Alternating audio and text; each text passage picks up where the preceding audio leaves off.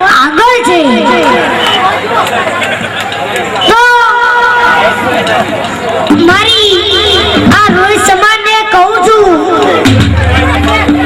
દ્રષ્ટાંત યાદ આવ્યું છે, સાસરી જવાનું થાય ભાઈઓને કહું છું, તમારે સાસરી જવાનું થાય તમે કેવા તૈયાર થઈને જાઓ છો? એ ભાઈ તૈયાર થઈને ગયા, ઈન માર્યું, પટ્ટો ભરાયો, બૂટ, મોજા, ઓકે ચશ્મા, એ મોબાઈલ, ખિસ્સામાં બે બોલપેનો, અને જેવો તેમના સાસરે જતા હતા એટલે વચમાં તેમની સાસુબાઈ એમની સામે મળ્યા. સાસુબાઈએ કીધું કે અમારા જમાઈરાજ આવે છે, પેલા અમારા જમાઈરાજ આવે છે, ઘેર જઈને ખાટલો ઢાળું, ગોદડું વિછાવો.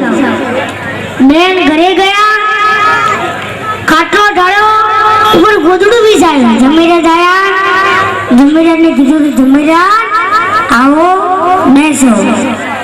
જમાઈરાજ બેઠા, જમાઈરાજને પાણી આપ્યું, જમાઈરાજે પાણી પીધું, જમાઈરાજને ચા આપી, જમાઈરાજે ચા પીધી.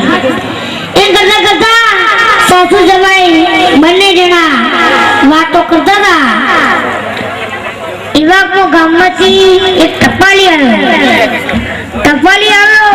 ને ડોશી મને ટપાલ આપી.